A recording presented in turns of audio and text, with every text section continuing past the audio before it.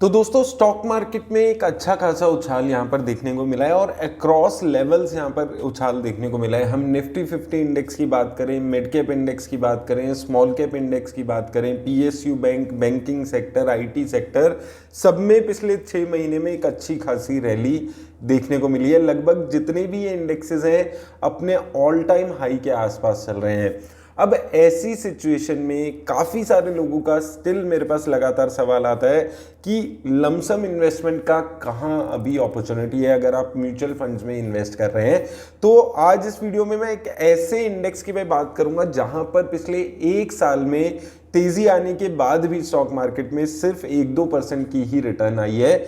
उसके साथ साथ जो वैल्यूएशंस है इस इंडेक्स की वो भी अपने नीचे लेवल पे दिख रही है। क्यों ये वैल्यूएशंस नीचे है, क्या यहाँ पर आप स्ट्रेटेजी लगा सकते हैं, उस पर हम बात करेंगे। तो देखिए यहाँ पर हमने अच्छी खासी रिटर्न्स देखी है, लेकिन निफ्टी 50 इंडेक्स के अलावा जो एक दूसरा इंडेक्स है निफ्टी नेक्स्ट 50 इंडेक्स, जो टॉप 100 की लार्ज कैप कंपनीज होती हैं उसमें से 50 कंपनी तो आपकी निफ्टी 50 इंडेक्स में चली जाती है। उसके अलावा जो 50 कंपनीज बचती हैं वो निफ्टी नेक्स्ट 50 इंडेक्स में आ जाती हैं लार्ज कैप कैटेगरी में।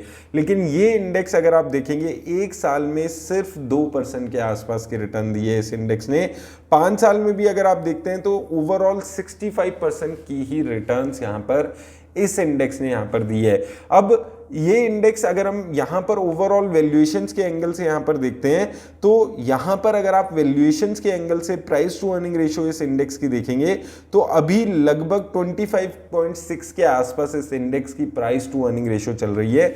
1 साल में अगर आप देखते हैं तो अपनी जो एवरेज है उसके लगभग आसपास है ये। 2 साल की भी एवरेज के आसपास है, यानी कि वैल्यूएशंस अभी भी यहां पर ओवर प्राइस्ड जोन में नहीं गई है। लेकिन 5 सालों की एवरेज इसकी अगर आप देखेंगे 5 सालों की average price to earning ratio इसकी 35 के आसपास रही है, जो कि अभी 25 के आसपास ही इसका प्राइस टू अर्निंग यहां पर चल रहा है। तो वैल्यूएशंस के एंगल से अगर हम यहां पर देखते हैं 2 चीजें पे बात कर रहे हैं। पहली तो अगर हम ओवरऑल 1 साल में भी रिटर्न्स यहां पर देख रहे हैं तो बुल फेज जो मार्केट में आया है उसका बहुत ज्यादा बेनिफिट इस इंडेक्स के इन्वेस्टर्स को नहीं हुआ होगा। दूसरा, वैल्यूएशन के पर्सपेक्टिव से भी अभी एक काफ़ी लोअर वैल्यूएशंस पे ये 5 साल की एवरेज के हिसाब से चल रहा है। अब यहाँ पर रीज़न क्या रहा कि ये इंडेक्स क्यों परफॉर्म नहीं कर पाया। तो अगर हम इस इंडेक्स की कंपनीज पे यहाँ पर बात करते हैं तो अगर आप इस इंडेक्स की कंपनीज यहाँ पर देखेंगे तो मेजरली आपको देखने को मिलेगा कि यहाँ पे वो कंपनीज ज़्यादा आपको देखने को मिलेंगी जो कि higher price to earning ratio वाली कंपनीज हुआ करती थी, जैसे कि अदानी ग्रुप की काफ़ी कंपनीज इस इंडेक्स में थी। उसके अलावा पिडिलाइट आप देखेंगे, हिंदुस्तान एरोनॉटिक्स, इसके अलावा एसआरएफ वगैरह आप देखेंगे, आईसीआईसी लॉम्बार्ड, इन्फो एज में आपने देखा है कि पिछले 1-1.5 साल में कोई रिटर्न्स यहाँ पर नहीं आई है। डाबर इंडिया आप देखेंगे रिटर्न्स नहीं है। बहुत सारी कंपनियां, मैरिको में आप देखेंगे रिटर्न्स यहाँ पर नहीं आई, Vedanta, Colgate, Page Industries, SBI cards. तो मोस्टली जितने भी इस इंडेक्स की कंपनीज हैं वो कंसोलिडेशन फेज में ही चल रही है। एवेन्यू सुपरमार्ट्स आप देखेंगे 100 से ज़्यादा की प्राइस टू अर्निंग रेशियो थी जो कि यहाँ पर गिरी है। आईसीआईसी प्रूडेंशियल, आईआरसीटीसी आप देखेंगे यहाँ पर भी रिटर्न्स नहीं आई है। तो बहुत सारी जो कंपनीज हैं इस इंडेक्स की जो हम यहाँ पर देख रहे हैं वो एक higher price to earning ratio वाली कंपनीज हुआ करती थी और पिछले 1-1.5 साल में इन पर्टिकुलर कंपनीज में कोई भी मूवमेंट देखने को नहीं मिली है।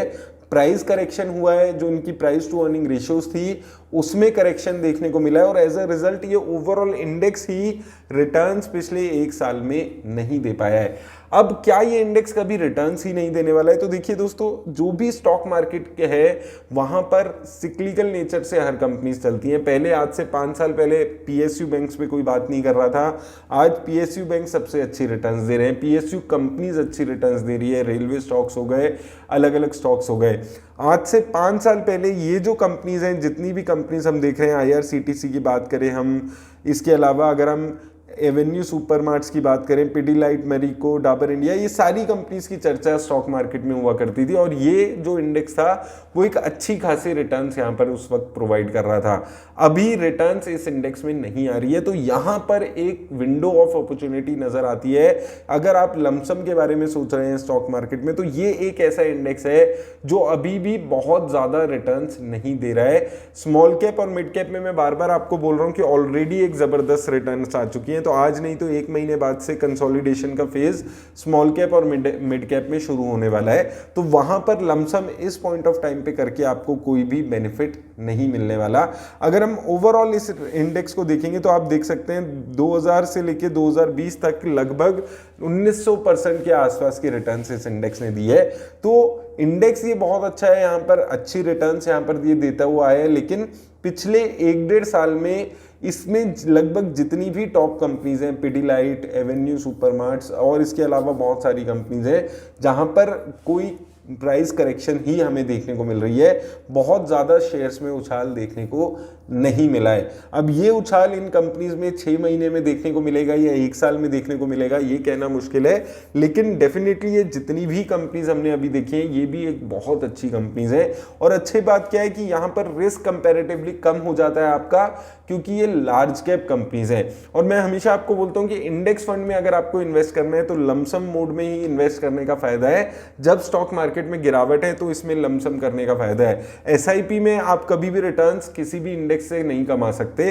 तो ऐसी अपॉर्चुनिटीज ही यहाँ पर आपको नजर आती है जहां पर आप ऐसे इंडेक्सेस में जहां पर गिरावट ऑलरेडी आई हुई है वहां पर आप इन्वेस्ट करके 4 से 5 साल का अगर आपका पीरियड है तो उस पीरियड में आपको एक अच्छी रिटर्न्स मिलेगी। तो ये इंडेक्स मुझे यहाँ पर अभी भी एक अच्छी अपॉर्चुनिटी नजर आ रहा है, क्योंकि स्मॉल कैप, मिड कैप ये ओवरली बॉट यहाँ पर जोन में जा चुके हैं सारे इंडेक्सेस, और यहाँ पर अब लमसम करके बहुत ज़्यादा बेनिफिट नहीं होगा।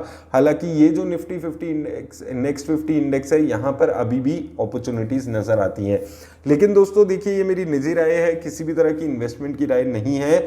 मुझे लगता है कि ये कंपनीज अब आने वाले टाइम में अच्छी रिटर्न्स दोबारा से देंगी। जब थोड़ा सा पीएसयू स्टॉक से मार्केट का फोकस हटेगा तो इन स्टॉक्स में जिनमें अभी कोई भी स्टॉक बात नहीं कर रहा है, पिडिलाइट हो गया, एवेन्यू सुपरमार्ट जैसी कंपनीज हैं जिन्होंने मल्टी बैगर रिटर्न्स बना कर दिए हैं, ये फिर से जब चलना शुरू होगा तो ये एक इंडेक्स है जहां पर आपको नज़र ज़रूर रखनी चाहिए। उम्मीद करता हूं आपको इस वीडियो से हेल्प मिलेगी। मेरी तरफ से बस इतना ही दोस्तों।